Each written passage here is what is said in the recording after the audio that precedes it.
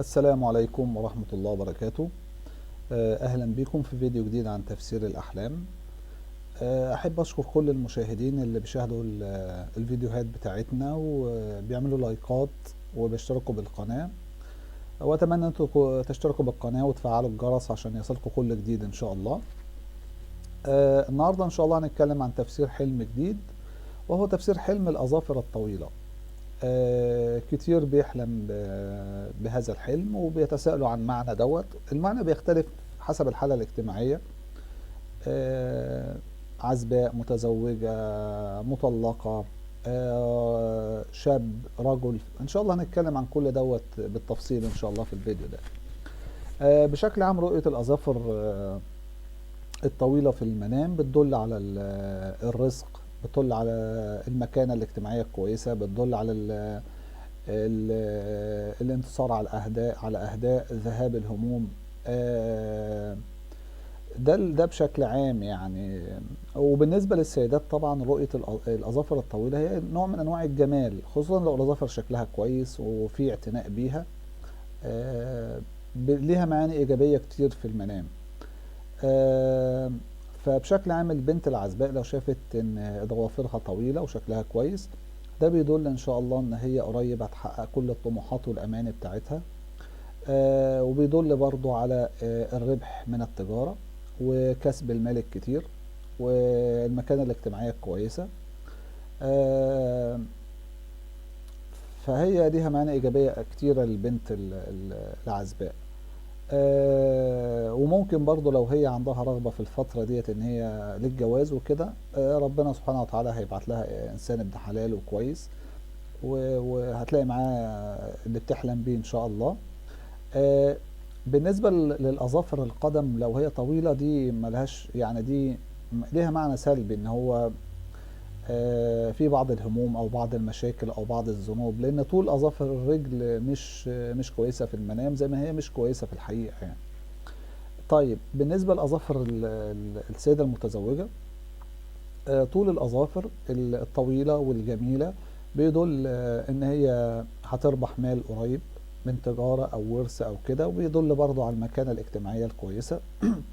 وخصوصا لو كانت الأظافر طويلة وشكلها كويس وفي اعتناء بيها، ولو ماسكة مبرد وبتعمل ضوافرها، برضو ده بيدل على المكانة الاجتماعية الكويسة، وان المستقبل كله خير وفي اخبار سعيدة هتجيلها يعني ان شاء الله. وهتحقق كل الاماني يعني. لكن لو شافت ان اظافرها مخلوعة او اظافرها مقصورة، ده بيدل ان مش كل الاماني هتقدر تحققها، هتجد بعض الصعوبات في الفترة اللي جاية. لو شافت السيدة المتزوجة ان هي بتقص ضوافرها، ده بيدل برضو ان ممكن لا قدر الله تتعرض لمشكلة صحية بسيطة وهتقوم منها ان شاء الله يعني. الأظافر الطويلة بالنسبة للرجال هي في الحياة ملهاش يعني، مش شكل اجتماعي مقبول أو كده، بس في الحلم ليها معاني إيجابية كتيرة وهنتكلم عنها بالتفصيل. الأظافر الطويلة للرجال خصوصا برضه لو شكلها كويس، وخصوصا لو شاف مبرد وبيعتني بهذه الأظافر، ده بيدل إن شاء الله إن الفترة الجاية هيحقق أماني كتيرة، هيربح مال كتير، وربنا هيوسع في رزقه وهتنشط تجارته وكده. رؤية الأظافر مش نظيفة، فيها متسخة بعض الشيء. ده بيدل على وجود بعض الذنوب أو المعاصي. وطبعا اللي يشوف رؤية زي ديت عليه إن طبعا يتوب ويستغفر الله. فهي رؤية جاية في صالحه يعني، إنذار يعني من الله سبحانه وتعالى. الرجل برضو لما يشوف ضوافره طويلة نظيفة، ده بيدل على صفاء النفس وإنه إنسان طيب وكويس وصلاح الدين والدنيا. ولو شاف الرجل إن هو بيقص في ضوافره وبيقلمها وكده، تقليم الضوافر ده بيدل عن إن ممكن ما بيطلعش الزكاة أو بيطلع زكاة مش كافية حسب المال اللي عنده، فده بيدل على وجوب إن هو يراعي ربنا ويخرج الزكاة كاملة يعني. برضو طول الأظافر للرجال بتدل على القوة، بتدل على المال، بتدل على النفوذ والسلطة. والأظافر برضو الطويلة بتدل على ان ممكن يكون حواليه عنده بعض الاعداء، وربنا هيوفقه ويتغلب على الاعداء.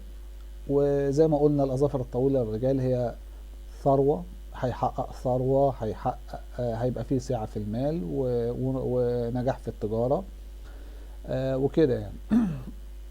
آه، وزي ما قلنا برضو الأظافر المتسخة بتدل على الذنوب، أو تدل على الإهمال، أو تدل على الكسل. ممكن يكون مش ما عندوش الهمة إن هو يشتغل وينشط تجارته، فبرضو عليه إن هو يعني يترك الكسل وينشط شوية في حياته يعني. آه، فهي خير للرجال، وكلها تدل على الرزق والقوة وكده. لو حد شاف برضو إن حد ضفر وقع، عنده ضفر طويل ووقع، او ممكن ده يدل على وفاة حد من الاقارب او كده يعني. آه لو حد شاف ان حد غريب جاي يقول له قص ضوافرك او كده، ده ممكن يدل ان في بعض الاعداء حواليه. احنا قلنا طول الضوافر وجمالها وقوتها بيدل ان في اعداء، وان شاء الله ربنا هينصرك عليهم. لكن قص الضوافر في المنام ممكن يدل ان في اعداء، ان الشخص ده عدو، او في اعداء قريبين منك او كده يعني.